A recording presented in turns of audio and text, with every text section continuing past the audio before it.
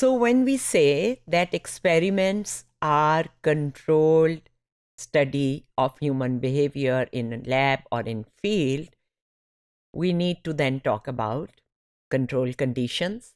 Although we have discussed experimental control within the designs that we have been presenting, let's look at specifically what are control conditions. Many experiments contain, in addition to independent variables, some control group. Between subject में उसे control group कहते हैं और control condition within subject design में उसको control condition कहते हैं. So that is clear that in between subject design we call it control group, and within subject design we call it control condition. In its simplest form, the control group does not receive the level of interest of the independent variable. Example, an experimenter is interested in the effect of noise on studying. Using a between subject design, the experimenter would expose one group of subjects to loud noise for half an hour while they were studying. This is the level of interest of the independent variable. तो एक group को देखने के लिए कि शोर से पढ़ने में क्या फ़र्क पड़ता है, वो लाउड नॉइज़ आधा घंटा उनको सुनाते हैं. जबकि जो कंट्रोल ग्रुप है वो वही स्टडी करेगा मटेरियल आधे घंटे के लिए, लेकिन एक क्वाइट सेटिंग में, खामोशी में, या बहुत लो लेवल ऑफ नॉइज़ जो नेचुरल है, कोई पंखा चल रहा है या इस तरह. फिर दोनों ग्रुप्स को हम उसी मटेरियल पे टेस्ट करेंगे. उन दोनों में जो डिफरेंस होगा दो ग्रुप्स का, हम ये कहेंगे कि वो नॉइज़ की वजह से, यानी उनकी स्टडी के रिजल्ट में जो डिफरेंस होगा वो शोर की वजह से था. एक ने शोर में पढ़ा और एक ने खामोशी. ये एक सिंपलेस्ट कंट्रोल हमने यूज़ किया. कंट्रोल कंडीशन की इम्पॉर्टेंट कैरेक्टरिस्टिक ये है कि ये आपको एक बेसलाइन प्रोवाइड करती है जिसके साथ मैच करके आप अपना वेरिएबल ऑफ इंटरेस्ट जो है वो कंपेयर कर सकते हैं. Sometimes the best baseline is no treatment, but often the best baseline needs some kind of activity. Now, memory research में एक group of subjects हैं, उन्होंने दो different list जो हैं वो words की करनी है. याद देखना ये है कि list A जो है वो बाद में जो list learn की है उसके साथ इंटरफेयर करती है, या जो बाद में की है वो पहली वाली इंटरफेयर करती है. इंटरफेरेंस मेमोरी में कहते हैं जब आप बाद में कुछ लर्न करें तो पिछला भूल जाए, या जो पिछला के बाद जब दूसरी लिस्ट याद करें तो अगला जो है उससे इंटरफेयर कर रहा हो, क्योंकि पहले कुछ और याद किया था, दूसरा अगला जो कर रहे हैं वो उसके ऊपर किसी तरह से असरअंदाज हो रहा है. The experimental group first learns list A, then learns list B, then is tested again on list A. The experimenter would like to show that learning list B interferes with retaining list A.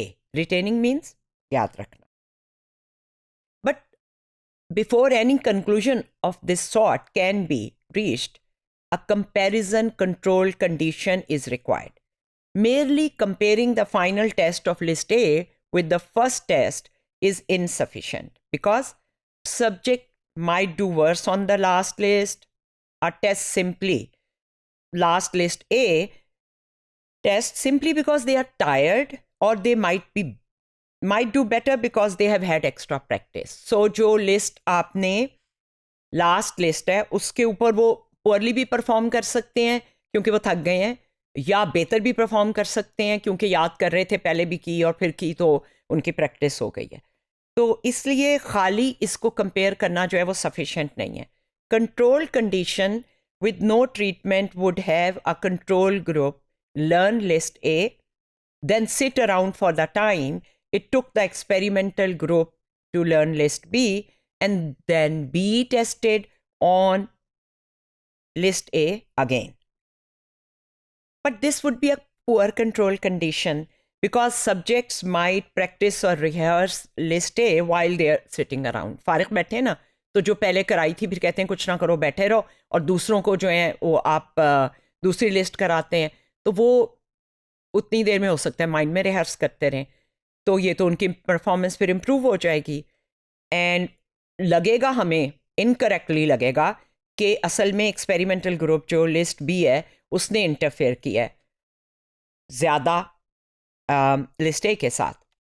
तो a proper baseline condition would occupy the control group during the time the experimental group was learning list B. हो सकता है experimenter उन्हें कोई arithmetic दे दे या कोई और busy करने वाला काम दे दे ताकि वो रिहर्सल ना कर सकें. ये एक प्रॉपर बेसलाइन कंडीशन होगी. पहले किया, फिर एक ने दूसरी लिस्ट लर्न की, एक ने कुछ नहीं किया, और फिर पहली वाली लिस्ट जो है एक ने कुछ नहीं किया, नहीं उसको बिजी रखा, लेकिन वो नहीं किया जो एक्सपेरिमेंटल ग्रुप कर रहा था, और फिर हम उसके बाद उनकी जो है दोबारा टेस्ट करें. कभी कभी कंट्रोल कंडीशन अंदर ही होती है आपके रिसर्च के एक्सपेरिमेंट में, जैसे 1 रेपिटेशन एंड 5 रेपिटेशन में 0 रेपिटेशन की तो कोई तुक नहीं है, क्योंकि हमने तो देखना है कि ज़्यादा से फ़र्क पड़ता है या कम से. तो वो जो 1 है वो एक तरह की इम्प्लिसिट कंट्रोल कंडीशन ही होती है. बहुत से एक्सपेरिमेंट्स जो हैं वो बेसलाइन मांगते हैं. फिजियोलॉजिकल ड्रग रिसर्च में सर्जिकल और इंजेक्शन ट्रॉमा के लिए कोई कंट्रोल चाहिए होता है.